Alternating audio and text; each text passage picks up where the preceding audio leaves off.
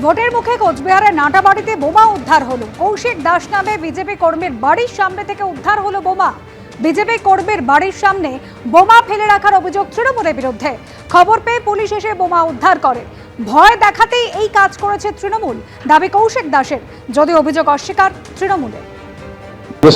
মজুদ বোমা, এটার মধ্যে তো সত্য কতটা জল মেশানো কথা সেটা দেখতে হবে। কারণ মুর্শিদাবাদে কোথাও কংগ্রেস কর্মীর এত হিম্মত হয়নি তার বাড়িতে বোমা রাখবে।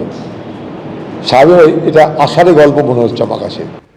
3 দিন পরেই প্রথম দফার ভোট, এরই মধ্যে মুর্শিদাবাদের ফারাক্কায় বোমা বিস্ফোরণ। কংগ্রেস কর্মীর বাড়ির ছাদে এই বিস্ফোরণ হয়। বিস্ফোরণের ফলে ভেঙে যায় কংগ্রেস কর্মীর বাড়ির ছাদের দেওয়াল। খড়দা সভা থেকে আজ বিজেপিকে তীব্র আক্রমণ শানান মুখ্যমন্ত্রী মমতা বন্দ্যোপাধ্যায়। রানওয়েতে কপ্টার আটকে দেওয়ার অভিযোগ। বিমানবন্দরে বিজেপির লোক রয়েছে এবং আমাদের সঙ্গে এরকমই ব্যবহার করে অভিযোগ করলেন মুখ্যমন্ত্রী মমতা বন্দ্যোপাধ্যায়। আমার আসতে দেরি হয়েছে, তার অনেক কারণ আছে। আমি বেরিয়েছি অনেকক্ষণ। রানওয়েতে আমাকে আধ ঘন্টা আটকে রাখলো, মানে ঘুরিয়ে ঘুরিয়ে ঘুরিয়ে সব প্লেন নামালো।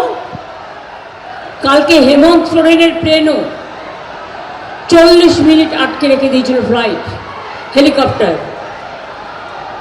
এরা আমাদের সাথে এরকমই ব্যবহার করছে।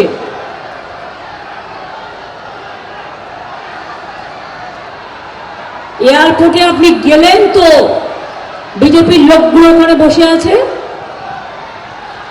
লোকের অ্যাক্সিডেন্ট হলে দেখে না। আর যত আমাদের দেরি করতে পারে, পারমিশন দিতে দেরি করে, মাঠে পারমিশন দিতে দেরি করে, এখানে কারা সব এসে বসে আছে বিজেপির লোকজন দায়িত্বে। আমি এরকম দেখিনি কখনো। বিজেপি পরিবার দেখে দেখে লোক দায়িত্বে এনেছে, এবং যারা অনেক কষ্ট করে এই মিটিংয়ের পারমিশন করা হয়েছে, জেনে রাখবেন আমার বেলেঘাটার মিটিং দেওয়া আছে 4টে, তারপরে আমার নিজের জায়গায় মিটিং আছে, 5টায় টাইম দেওয়া ছিল। ফর নাথিং আমাকে দেরি করালো। এবিপি আনন্দ, এগিয়ে থাকে, এগিয়ে রাখে।